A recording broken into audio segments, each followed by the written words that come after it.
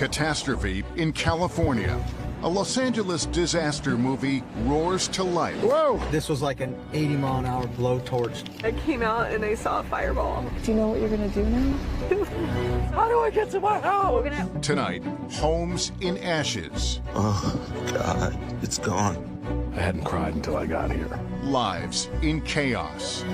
My parents tried to get me out of here, but I couldn't leave. I can't go, bro. 51 years, man, I've been in this house. Heroes in action.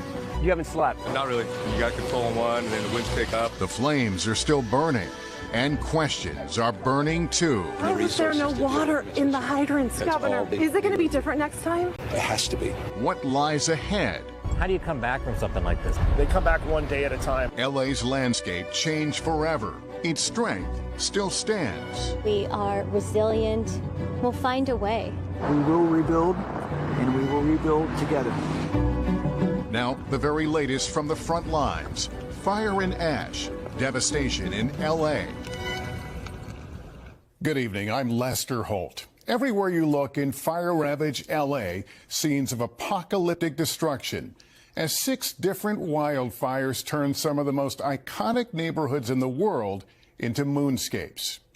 Here's where things stand this evening. At least 11 people are dead. More than 150,000 are under evacuation orders.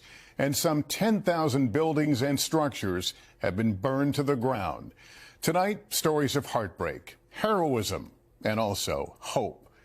But first, we take you moment by moment through the last 4 days, from the first sparks to the mammoth blazes now unleashing their full fury across a great American city.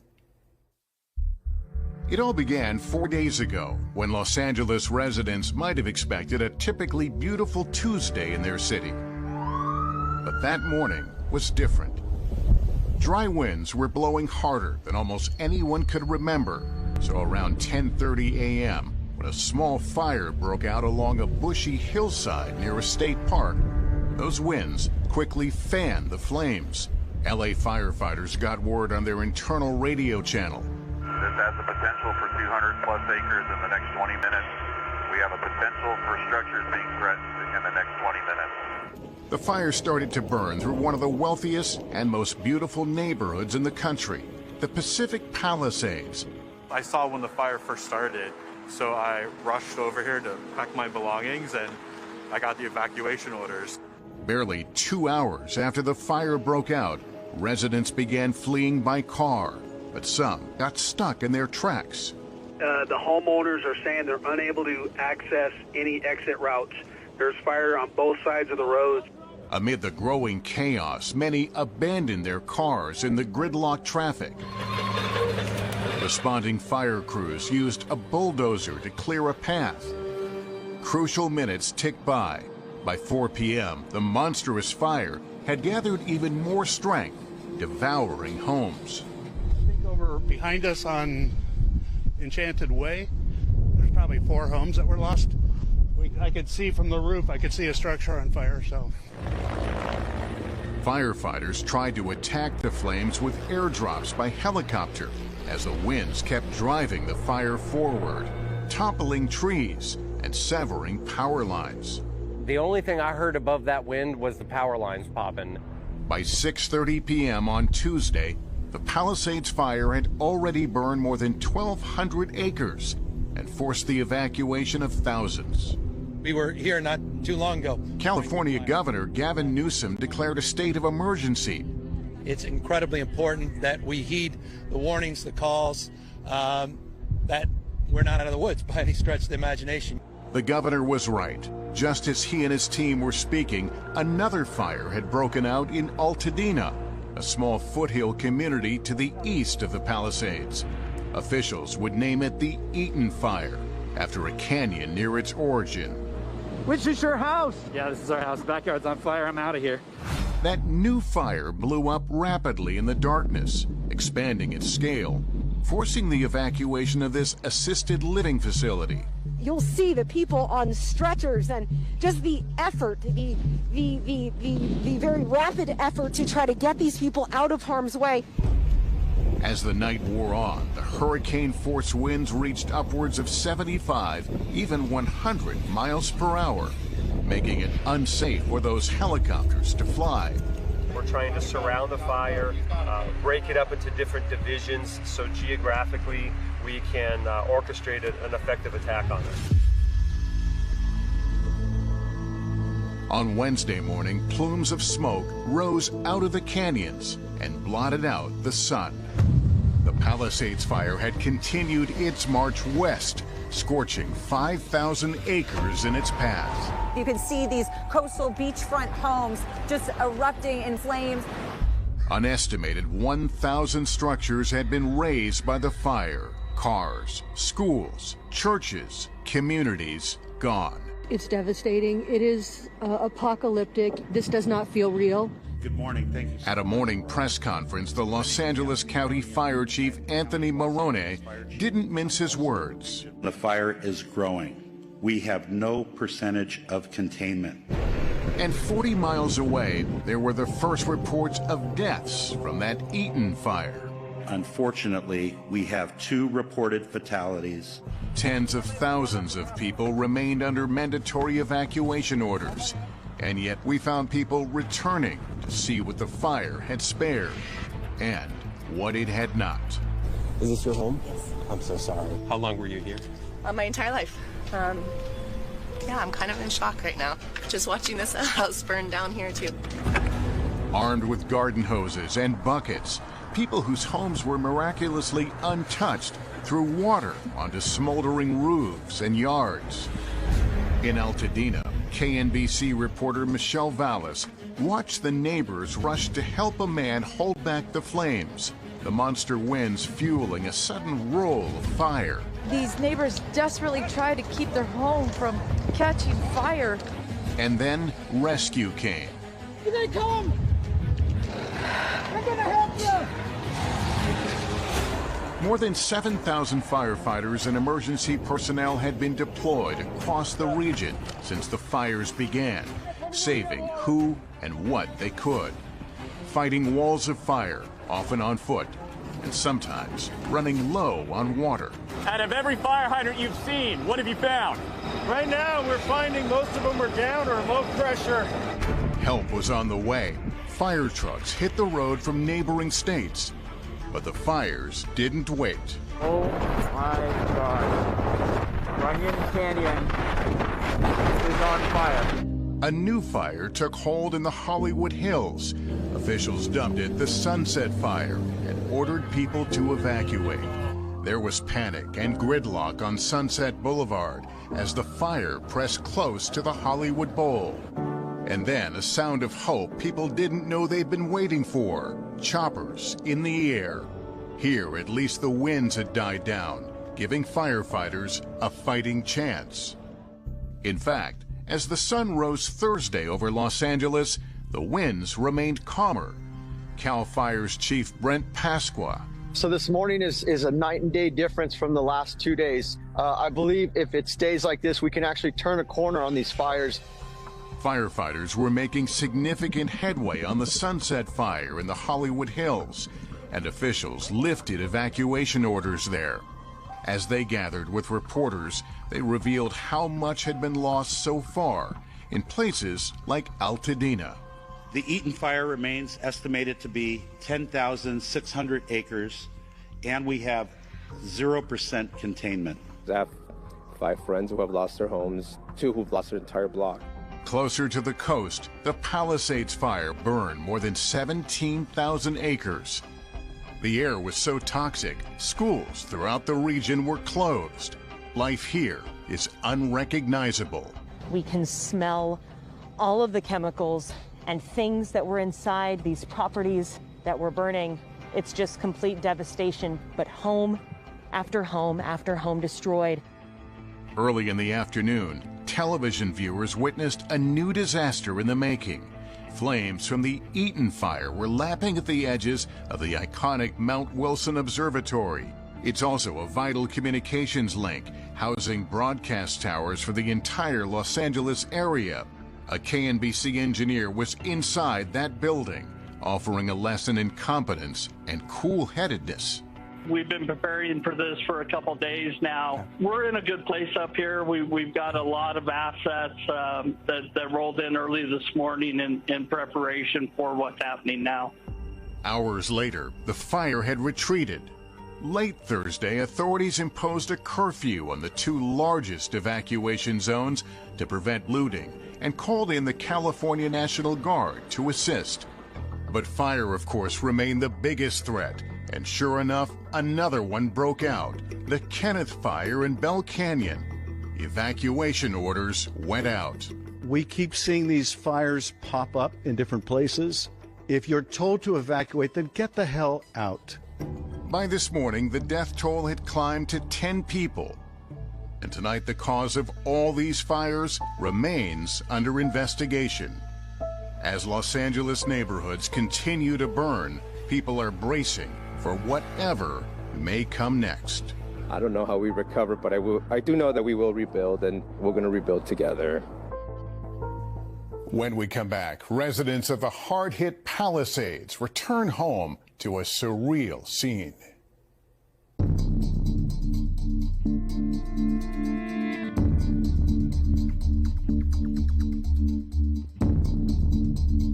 The Palisades fire is already the most destructive in LA history. Two of our correspondents, Jacob Soberoff and Katie Tur, grew up there. Like so many others, they returned to find a heartbreaking scene.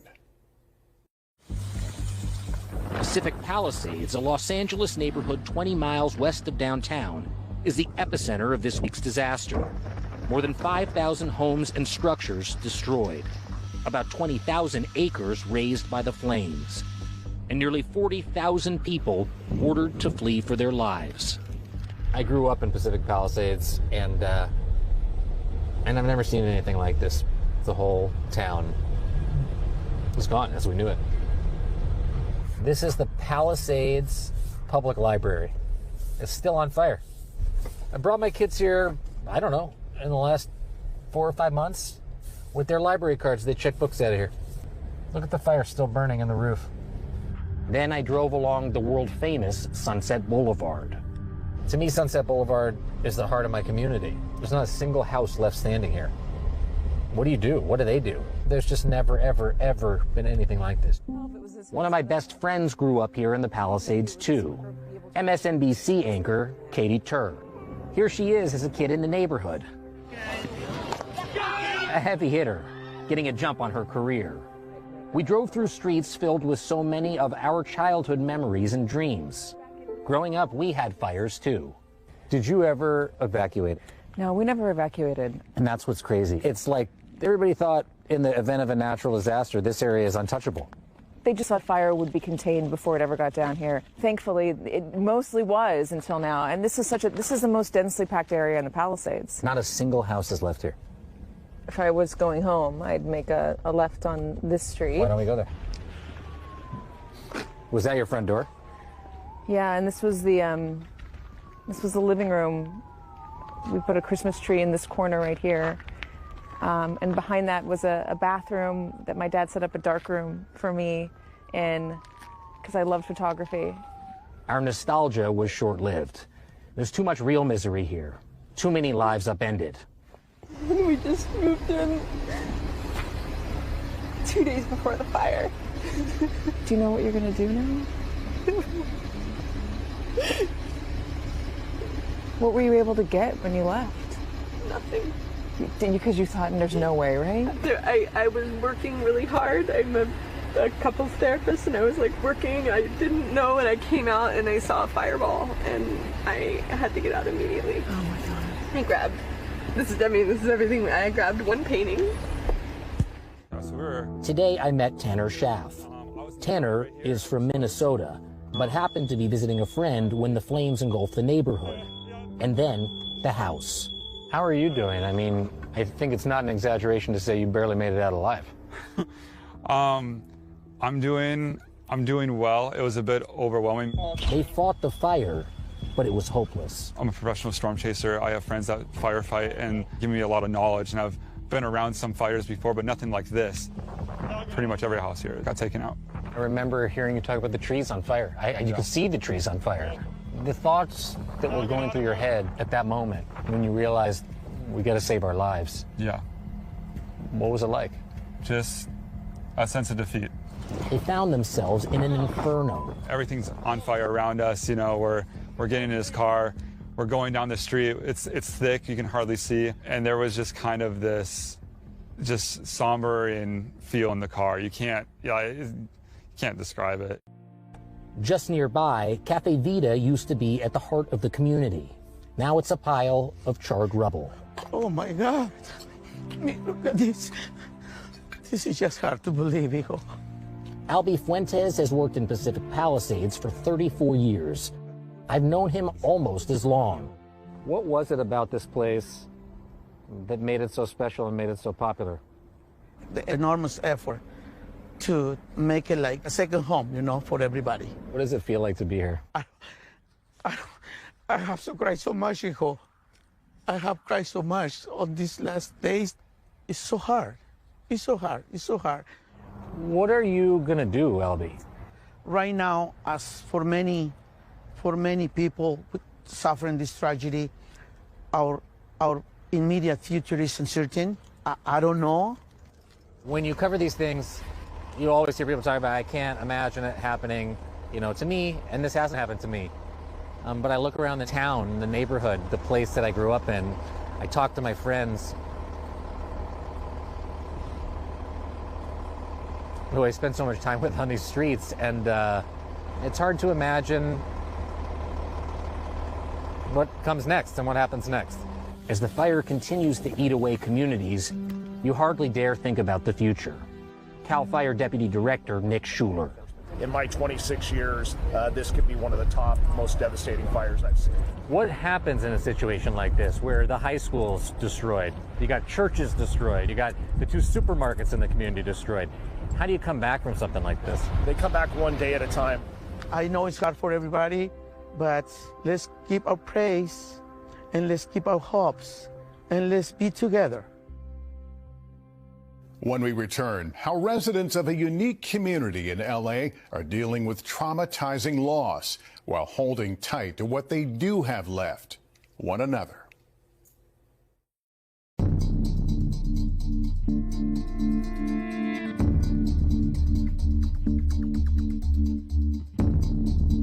The National Guard has now joined the fight against the Eaton fire. One devastated area is the close-knit Altadena community. The sheer breadth of the devastation is mind-boggling, but really it's a series of painful, intimate losses suffered by family after family. Here's Gotti Schwartz. The fire swept in like a hurricane Tuesday night, flames ripping through Altadena at a relentless pace. You can see so many homes over here have been destroyed, and that fire continues to burn all around us. We're hearing the sound of explosions. Watch out, there's a down power line over here, so I think this is as far as we're gonna go. But it is just an absolute wasteland. The city sits at the foothills of the San Gabriel Mountains, a hardworking and diverse community who put everything they had into their homes. It gave them a sense of pride. James Fowler grew up in this neighborhood. His father bought a home here in the early 60s, and James's mother moved in when they got married. They raised a family, put down roots, from weekend barbecues in the backyard and afternoon swims to celebrating engagements and birthdays. Happy birthday, dear Jimmy. This home was the backdrop for all the big Fowler family moments, and it's the place where his father passed away. Afterwards, James continued to live there with his mother, embraced by their tight-knit community. But as the smoke finally lifted on Wednesday morning, it became clear. James's hometown was forever changed. I'm so sorry. It's all gone. James's brother-in-law made his way to the family home and sent this video. Oh my God. Oh God. It's gone. This is what the house looked like before the fire. Now all that's left is a chimney and a truck in the driveway. Thursday afternoon, James returned to his beloved Altadena. I knew people all up and down here on the mountain, all around this whole area. This whole area is where I grew up, really. Driving the streets, James looked for his local restaurants, his schools, it was all gone. I thought I hadn't cried yet, you know, because it's so devastating and so shocking, you know? And it's just like, I didn't believe it's real, and now seeing it is like, you know. He finally made it to his family's home. He wanted to see it with his own eyes. I can't really make anything out. A home in ruins. There you go. It's wild. This is devastating. Just, of course, the smoker is fine. Made a lot of good barbecue, honestly, for many years. And then his father's truck, slightly melted, but still there. Perhaps a message of strength from above. There's a haunting serenity up here, even in this. Yeah, it's still so unbelievable, you know. James never imagined any of this when he last left the house as the flames approached. I knew it was coming this way. We've escaped fires before. I grabbed what I could, and we decided that, you know, it's time to go. James packed up his father's ashes, some clothes, and a toothbrush, and banged on neighbors' doors as he left to warn them. It seemed kind of chaotic. The family had evacuated from fires before. It was very scary up here as we were leaving. The glow was terrifying. This time was different. This was such a beautiful home. It sounds like it was your father's forever home. Yeah. It was your forever home. Yeah. This is where you wanted to spend your life. It is. Yeah, absolutely. And who knows, you know, maybe we rebuild here, you know, I'm concerned. A new home, he knows, will never be the same, but the people are. I'll be honest with you in saying that, like, while it's overwhelming and it is big stuff, it's still just stuff, you know. So that's something I have to remember, that it's big stuff, but it's just stuff, right? When you have a community like this, it does make it a little bit easier. That's right. I'm just grateful for what I've got. You know, I've got great friends, I've got a great family, I've got a great support system, got a great church, a great community. So it's just, you know, I'm grateful. When we come back, a hair-raising ride-along with a first responder.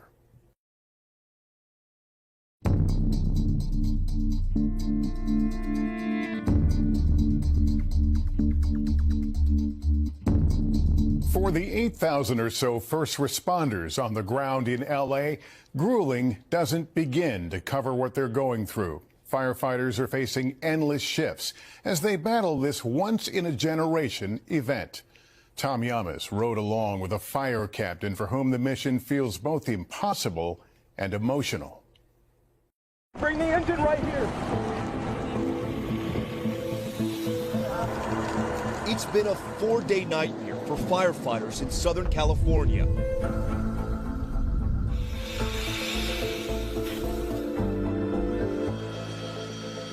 Today, we went into LA's rustic Topanga Canyon. It's on the north flank of the Palisades fire. Flames, smoke, and a battle up and down the mountain. We rode along the twisty roads to find the heart of the firefight with Battalion Chief Brent Pasqua from CAL FIRE. So we're doing everything we can right now to control the spread of this fire. If we can jump on this fire now, stop the spread of it, when the wind comes, we'll be in better shape to not have a fire escape out of our perimeter and keep this within the perimeter. We're in the middle of the Palisades firefight right now. That is a Firehawk. It's a Black Hawk helicopter that has up to 1,000 gallons of water, dropping it right on some of the hottest spots of this wildfire. The crews gave hope to residents who were fighting the fire themselves. They were relieved to look upward. What impact did those airdrops have? Well, tremendous impact, because the accuracy of those airdrops was unbelievable. At times, the fire crews got a little bit of help from residents. We met one woman, 6 months pregnant. Tell me what you're doing right now. Trying to save my house. The firefighters exhausted, but on a mission to save lives and homes. Like Captain Craig Blevins, already on duty for nearly 30 hours when we spoke to him. We showed up here yesterday morning about 5 a.m. You haven't slept? Not really. But you're going to go as long as it takes? Yeah. How tough has it been fighting the winds?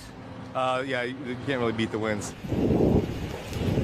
This was like an 80-mile-an-hour blowtorch, just heating each house up and lighting it on fire, one after the other. You couldn't believe it. If we had a crew at every house, we still would have had a heck of a firefight on our hands. There's nothing left here. It's so hard to see. You know, this is not what we do this job for. We come to win, and you can see one house is standing, but our goal is for all of them to be standing. So this is hard to see for sure. Yeah, do you see how On our ride, we saw this burnt-out shell, gray and ghostly.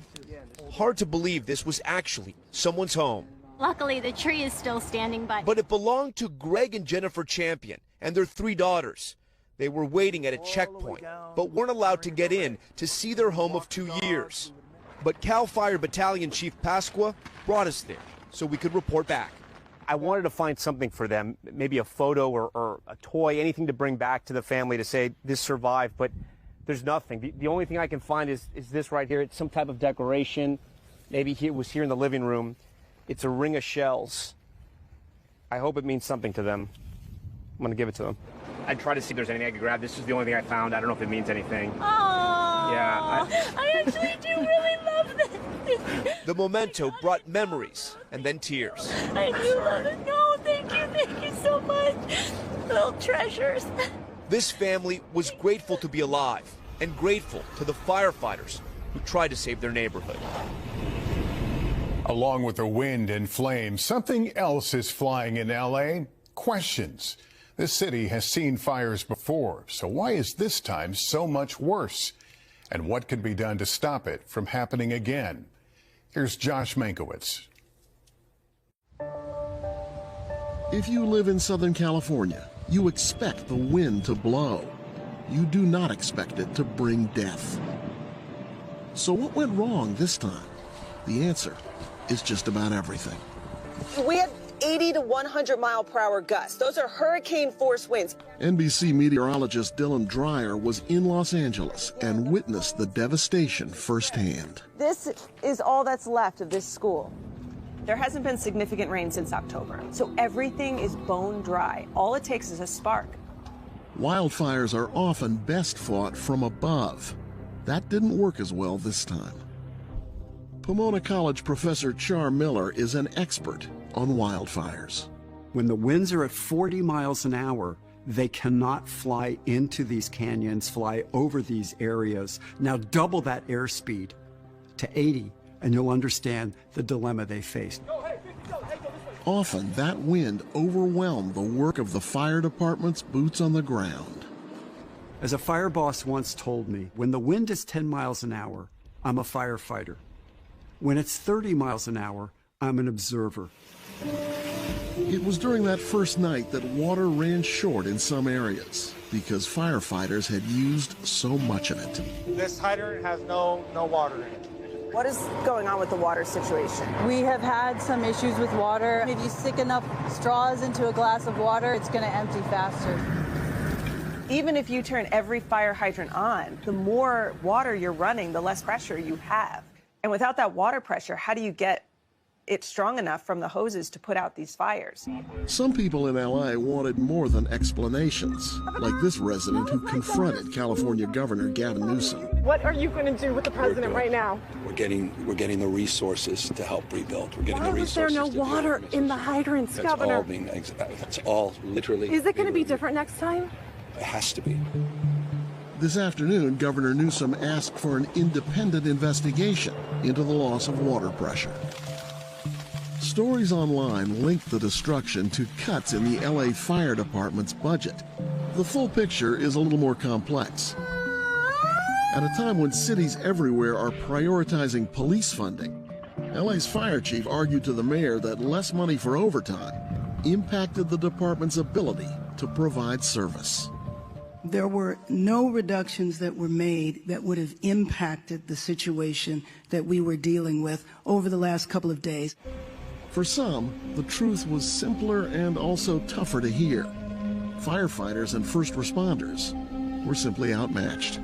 The winds were too strong, the flames were too intense, the topography was too dangerous, and that's a perfect storm and a very dangerous one.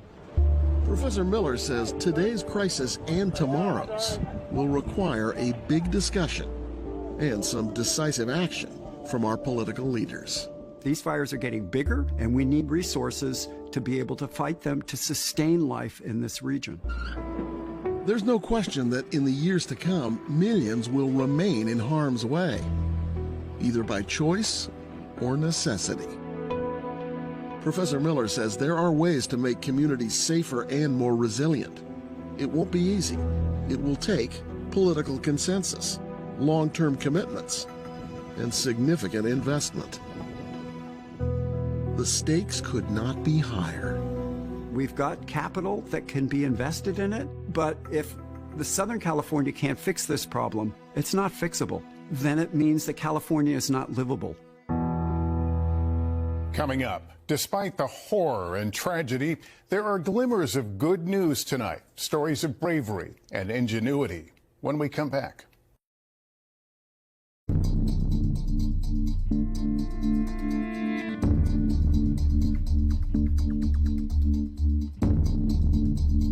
As horrifying and heartbreaking as the scenes of destruction are, many LA residents remain determined to protect what they can, whether risking their own safety to track down the family pet or picking up a garden hose to save a home. Small acts of gumption show us there's one thing that cannot be extinguished: the human spirit. Here's Liz Kreutz.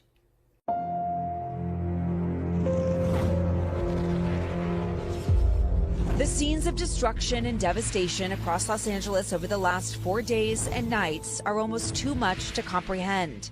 Here on PCH, home after home after home of these beachfront properties destroyed. Usually their view, the Pacific Ocean, now just ashes and smoke. This is all that's left of the house Steve Wiggins shared with his parents. We lost a lot of things. There's smaller photographs and my grandpa's antique chest and all that kind of stuff, you know. But also buried in the rubble, something else. A small sense of hope. That's all right. We're survivors. We'll get through it. We'll build another home. Go, hey, go this way. Amid all the chaos and pain this week, we've seen many signs of resilience, too. A fire is literally on the hill where I live. What's going through your mind when you see that? I hope to God my dogs are okay. They're my family. Yeah, clearly your dogs mean everything to you. I don't care about the house. I care about my dog. Casey Colvin lives in Pacific Palisades and left his home in the morning before the fires began, never expecting what would happen next. I got an evacuation order at like 11 in the morning on my phone. My boss is actually calling me saying, is everything okay in the Palisades? I said, I'm in the city. I don't know. His first and only thought was for his little dogs waiting for him at home. I literally rescued them off the street. They deserve better than this. I'm so sorry. I'm so sorry. How do I get to my house? We're gonna, okay. The next hour was the longest Casey can remember.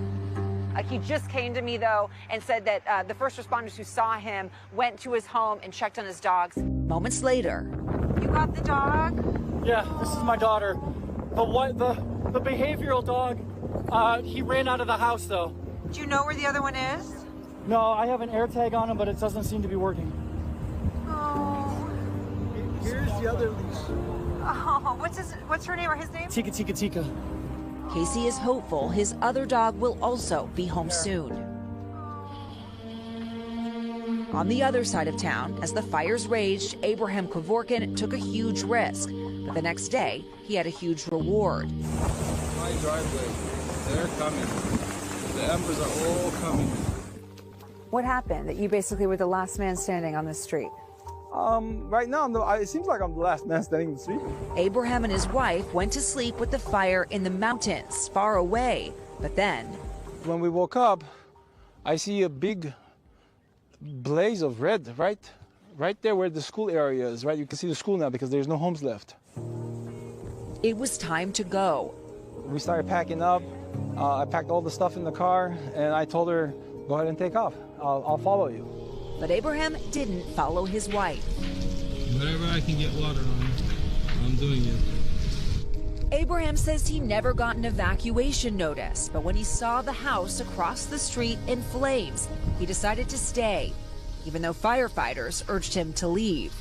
I see a cloud of smoke, fire, embers, just like a rain flying over me. So all I'm doing is just with a hose, just like, because it got so hot, the embers were just falling down. With no time to think, Abraham just kept doing. I did whatever I can to hose. Then I realized that some embers had fallen next to the neighbor's house. I'm like, oh, shit. So I went and grabbed his hose. I noticed that there was more water pressure. After that, I started running around, spraying other people's neighbors' rooftops. For hours, Abraham says he sprayed water on his house and his neighbors. I says, I'm still alive. I just gotta keep fighting. There's nobody coming here. There's nobody on the street except me. And I just kept going with the water. Abraham knew it was a big risk, the kind authorities urged people not to take. But the next morning, he was still standing, and so was his house. If I didn't stay, I believe, if I didn't stay and wet this whole roof over and over again, I think it would have caught on fire and the house would have been lost. I believe that. I think that I did save this house.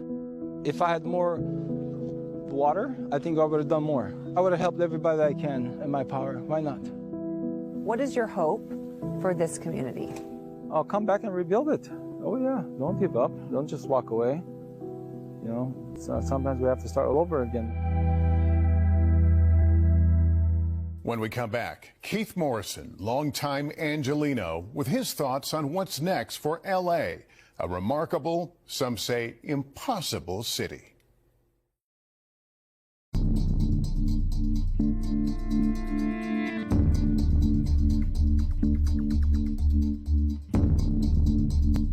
Los Angeles, a sprawling, singular city that traffics in fantasy, knows real-life tragedy and catastrophe all too well.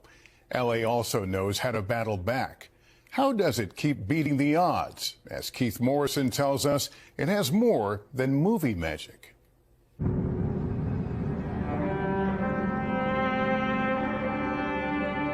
What a crazy idea it is. What a bit of madness.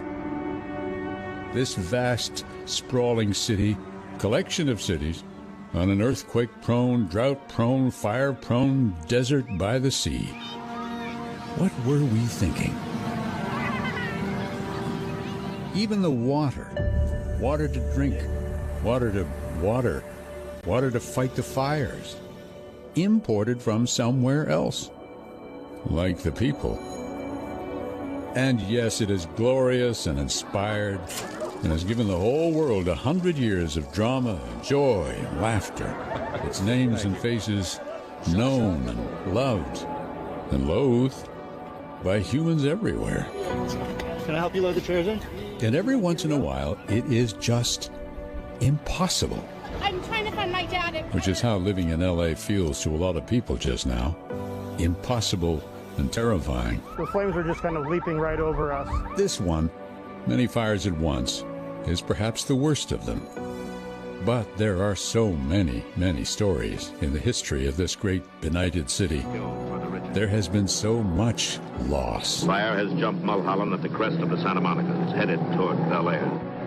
Rare is the Angelino who remembers this one personally. Fire crews are This was 1961, and it was Bel Air.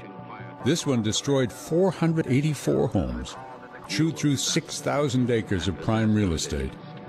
Burt Lancaster's house burned down, and Joan Fontaine's and Zsa Zsa Gabor's and Dennis Hopper's. I'm Tom Brokaw over Laguna Beach, California. This is the one they call the Great Fire of '93. Took out a giant swath of Laguna. And there were more. Have always been more. One fire after another some years through the Santa Ana winds of winter so dry that pliant oak and chaparral shriveled to kindling, practically begged to be burned.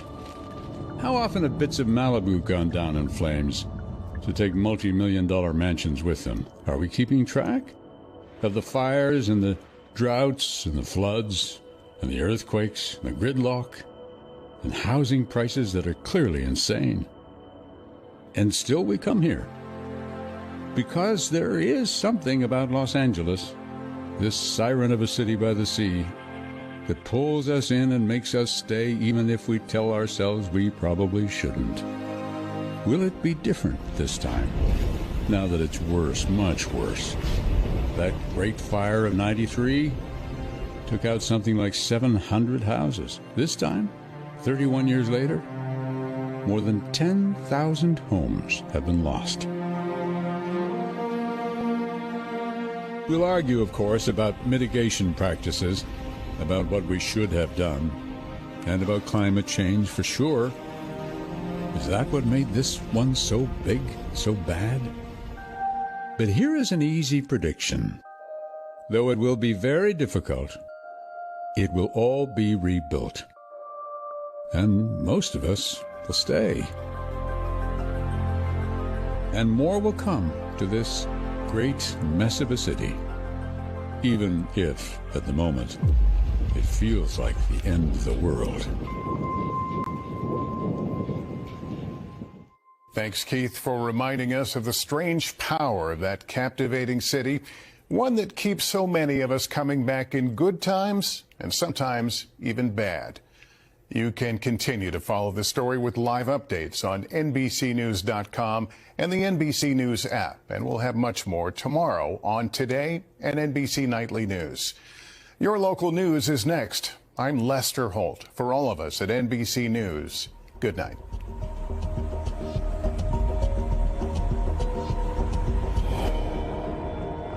Thanks for watching. Stay updated about breaking news and top stories on the NBC News app or follow us on social media.